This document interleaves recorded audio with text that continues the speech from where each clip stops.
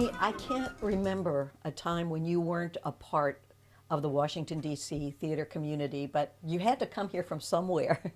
So, give us a little biographical information. Where were you born and how did you get here? Danbury, Connecticut. But we left Danbury and I was in LA.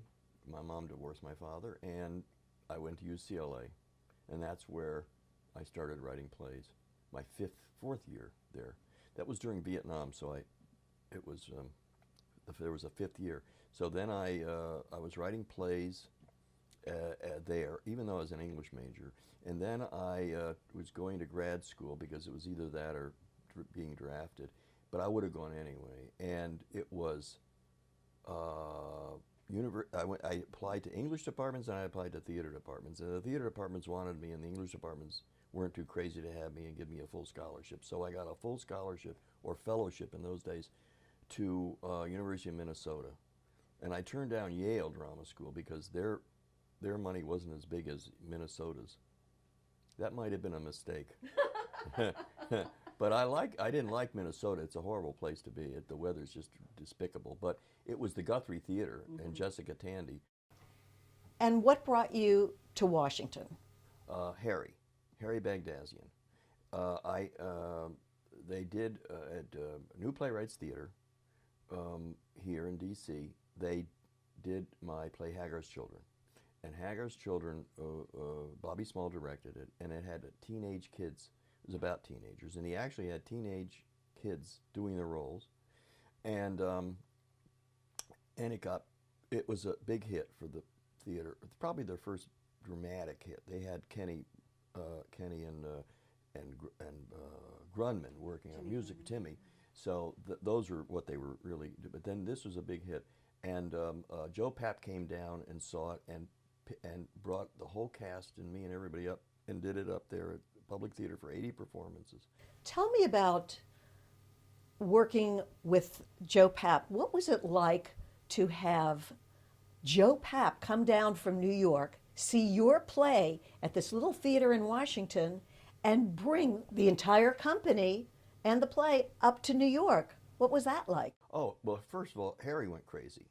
But first of all, so you're watching an adult person go nuts because Harry adored Joe Papp, and we were a little theater, and he comes down personally, and then he comes right backstage and says, "I want to bring this play up." Well, I didn't really understand most of it. I mean, I really didn't. So I was excited about it, but I was more scared than I was excited, and it wasn't a great experience because they decided Papp wanted it done a certain way. And it was not the best way we could have done it, and we were kind of overwhelmed by him, because you didn't want to say no to Joe Papp. He was not when I first met him, which was up in New York the first time. I wasn't impressed by him. He was just this little guy, and he was nice, and and I was getting my play done there and everything. But he wasn't. You expected sort of a god or this electrifying personality, which I didn't see. And yet you ended up writing a play about him. Oh yeah. Why? Oh well, because after a while you got to know him. I met him at least 3 times in that 80 performances. So hello, but no, he's a very impressive person. When I read about him and stuff, I kind of where I was in the theater looking at what was going on. So yeah, no, he's when you know his whole career, he was amazing. No. So you had Hagar's Children. Yeah. That went to Well, New here's York. what happened. So then Harry wanted me in those days, the NEA would give out grants to a theater to have a resident playwright. So Harry wanted me to be a resident playwright, and I agreed. We were living in San Francisco at the time. So it took me about a year to get myself freed out from that, or Elaine to get out of that. So we got up here on that. Then the year after that, I got an NEA grant, an individual NEA grant. So then I was there for another year, living off the fat of the land, which was I think at that time $8,600 or something crazy like that. And then after that, I got grants from the city, and so anyway, it ended up I just sort of stayed as the resident, even when I really wasn't. I was just sort of around, that's when we learned. That's when we started doing classes. Harry had an introductory program, and of playwriting, and he was doing it. So, so I went to see what it was like, and I liked it a lot. And he had a book, Sam Smiley's book, about, and it gave you kind of a guideline, a terminology. And I discovered that I was really good at looking at a person's play and knowing what was wrong, and knowing how to tell that person, that playwright, what you were trying to do. But this introductory program, Harry was doing it about twice or three times a year, and I said, Harry, the same people are taking this introductory program, and you've been introducing them 4 times now. So why don't we start maybe a bright idea? Let's start a group that is not an introductory group, and so I got 13 playwrights who were attached to the theater in one way or the other, who came in, and I started that group. So you answered my next question. Which was how did the forum start? Well, that's how it started, right? So I was doing that group, Harry's doing the intro or not, and that became the forum. It wasn't called. It was called the unit. What year did that start? 82, 83, maybe. I have it written down. It was the end of 81. It was the end. I have the first.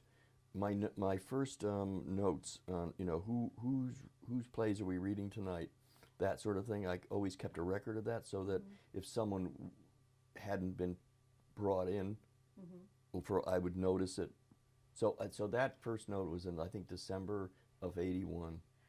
Now, when you were reading people's plays in the forum, how did you determine the best way to critique them, to not kill the playwright's spirit? Well, yeah, you did. Well, I was a playwright, so I didn't want to do that. That was a good advantage. It was not anything revolutionary. It was things like protagonist and balance situation and plan and just words. Is that you focus in on the play and not on, and you don't use words like garbage. So you're saying, okay, who's the protagonist of this play, and you stick to structure, and that gets you out of personalities, see, and it gets you out of themes and ideas and all that kind of stuff that's gray matter, and it gets you into really how you put a play together. So that helped a lot. But I had to learn how to be patient. It was really hard when you're telling someone something and they give you a blank look, and then you try to say it again. So at first I would just start shouting. And this did not work, see? And it took me a long time, it took me a while to learn how to say, okay, you're not getting this. Let's turn to something else because I'll find another way of approaching this and not yelling and getting impatient, So people always talk about Ernie's method, how after a play reading, he always starts the discussion by asking what worked, and then you work through those reactions, and then what didn't work.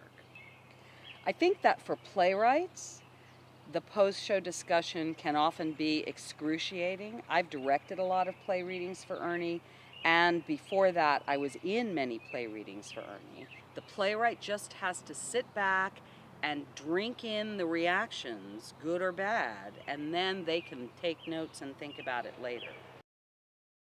So who are some of the playwrights in the forum who have gone on to have productions? Oh, a lot. I mean, some have become more prominent than others, but gee, a lot. Who are some of the most prominent? Well, Karen Zacharias, who's resident over at Arena. She's probably the one who's gotten the most national recognition. Allie Curran, Mary Hall Surface, whom you had to call Mary Hall. Right. Cannot call her Mary. She's a sweet person, but you've got to call her Mary Hall. Anyway, she's a wonderful writer of she introduced me to children's plays. She didn't call it that. She called it plays for young audiences. Right. So there's a lot. And it's funny that they're all good-looking women, but that has nothing to do with nothing. Ernie gave me my first commission It was $500 to write a play for this small theater company called Imagination Stage. Right. And I split that with Debbie Wix-LaPuma, and we wrote The Magical Piñata back in the 90s. And it was just a little bit of seed money that he'd gotten a grant for. And I think every year he'd give out 1 or 2 of those. Right. And it was for theater for young audiences. That was the purpose. And I had never written a play for young people before, but that 10 plays later, and Mary Hall just directed our last one at That's Ella right. Enchanted. I did. Yeah, This which is is all the trouble Ernie started. That's so. right. That's right. When I heard she was doing that one, I said, "That's mine." And so I called him up and I said, "We must. And I saw the Magical Piñata. I remember going. I mean, one of my biggest challenges from the beginning was sort of convincing Ernie that writing for family audiences was a good idea, or his really seeing the value in it. He had a lot of questions around, well, what do you really want to write? And I'd say, well, no, Ernie, actually, this is what I really want to write. And so sometimes getting him to steer the discussion in such a way that it wasn't focused on, well, what the kids will think, but rather just focusing on, is this a good play and does it work? And will say that I think in the process of my being involved in the forum that it really encouraged him to think about the work on par with a work for any audience, which I think served a lot of playwrights in DC, Karen included, in the years to come, that it was a genre that he really began to embrace and in fact wrote some himself. Right. Yeah. But you also have developed a playwriting collaborative relationship with Harry Bagdassi. How does that work, collaborating? Harry and me? I'll tell you a story. He'd come over to the house. We were working on a children's play. And the reason I asked Harry to work with me, besides that he's a really good friend, and I owe him a lot, is that he had children, and I don't have children. And they were of an age, he had the two girls. So I said, Harry, I don't know anything about children's plays. And so Imagination Stage wanted me to write a play on a Jewish theme. So I had this idea, but I said to Harry, I don't have kids. Can you help me write this play? Because you know kids. So he said, okay, we'll work. And so he'd come over, and we had up there, and we'd get up there, and I'd get on the typewriter, and I'd be like, I'd start doing the lines, and Harry would kind of come in on it, and then after about 10 minutes, I'd say, oh, I'm tired, I'm gonna take a nap. Let's take a break. I would, and then Harry would say, okay, go ahead. I'll just continue up here. And well, that was it. See, that was like, oh no, Harry, no, not without me being up here, because God knows what you're gonna write down. So that was the way we worked like. But he was great at, what Harry was great at was, he would say things like, this is a play about a legend, a Jewish legend in Poland or something like that, in the 19th century. So I said, okay, we're in Poland. It's 1846. And Harry says, no. Kids don't, a 7-year-old kid does not know Poland. So we're going to say old country, because they have grandparents, and the grandparents all come from old country. And we're not going to say 19th century, because they don't know what that is. Mm-hmm. You can say 1987, and they don't know what you're talking about. They about 4 years, that's about all they know, and they have no concept. So we're going to say in the old days, and then we'd get along. And at about 3 or 4 minutes, 5 minutes into the play, he said, they can't keep talking. Either they sing or they fall. You got to do something, because kids are ready for something. And he said, what are we going to do? We got to have to have something. And so I said, okay, we came up with this thing where this kid crashes, it's dark, and he crashes and he clunks on the floor. Good, that's a good start. Now the kids are paying attention. See, I didn't know any of this. So Harry was great. February 1997, the night before to go into rehearsal at the Public Theater with Ernie's play. Ernie, Elaine, Bob Small, the director, and I are standing in Times Square, and Ernie is looking a little pale. And so I said, Ernie, what's the matter? He's a little nervous. And come on, Ernie, he says, what if we get there tomorrow and they find out we're fakes? And Elaine looked at him and said, Ernie, what if we get there tomorrow and find out they're all fakes?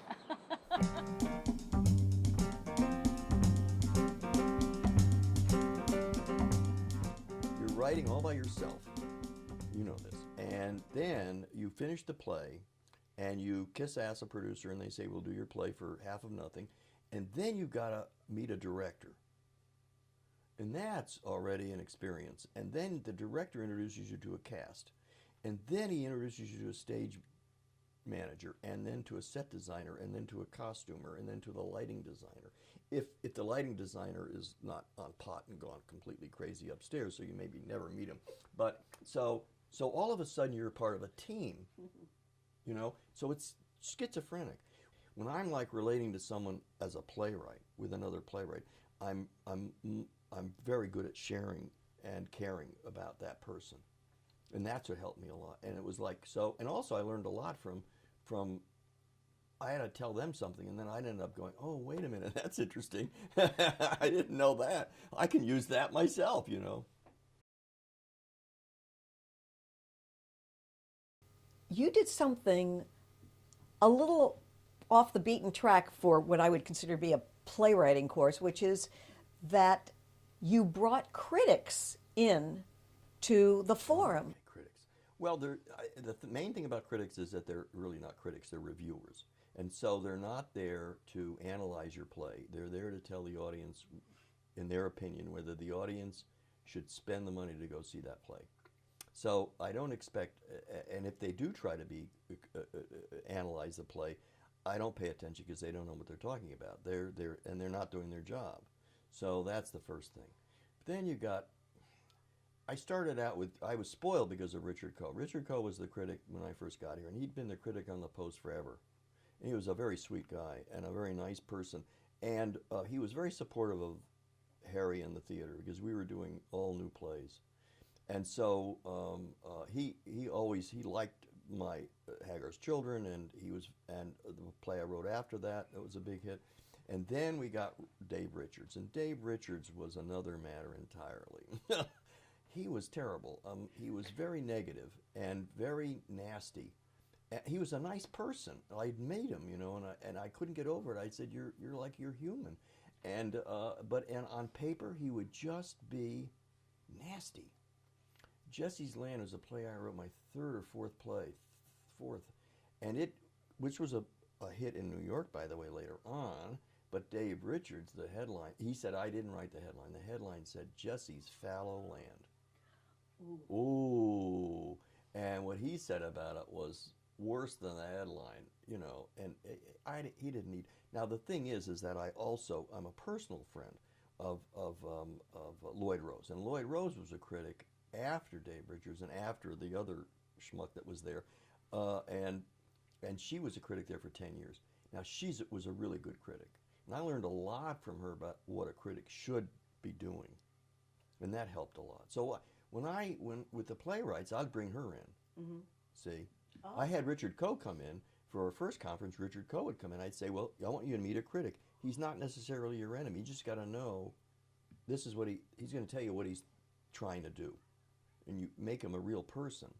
And with Lloyd, I'd have Lloyd come in and talk about, this is how I do what I do. For example, with Marielle in the Desert, a play of mine, Ernie was a very big proponent of it from the beginning. But we knew there was something not working. And he and Lloyd Rose, that's the one time Lloyd read one of my plays and gave me notes, that really was part of the transformation of the play. And so it really was these going weekly and going on a bi-weekly purpose is because every time you learn something, either from your work or somebody else's, to make your plays better. I was a member of the forum for many years, and then I became a teacher. So I kept going back because I think it kept making me a better artist. It's not just that you are teaching your playwrights how to develop a piece, but you're also bringing in members of the creative team, the design team, all the people whose work will figure into a production so that they have a sense of what other people are going to be bringing to the project. I I brought it. I found the most interesting one I ever did. Not ever did. The one of the that surprised me the most was set designer, because Russell Matheny was a really great person. He's still a great person, and still has. I don't know if he still has red hair, but he's a great person. And he was the set designer for New Playwrights when he was doing my plays, and I learned so much from him. We were doing a play, Jesse's Land, and which was a big flop here. And he said to me, he said, Ernie, I can do this set, but this kitchen scene, it keeps getting in my way. Because if it wasn't for that kitchen scene, I could do this and that and this and that. But the kitchen scene, I got to stick a kitchen in there. When it went to New York, I took the kitchen scene out. And it, Problem solved. See? Because he knew it wasn't just about the set. He knew about the play, even though he was thinking set things. So I'd bring in Russell and Jim Cronserly after that, and I'd give them a little narrative of the script of whoever's play. I'd give 3 of them, and they'd be a page and a half, just and a little dialogue.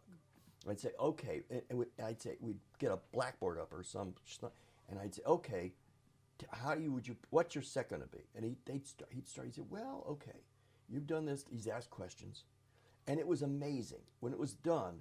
Those playwrights would sit there with their mouths open, because this was a set designer that cared about them, and they said, "Oh, these guys on my side.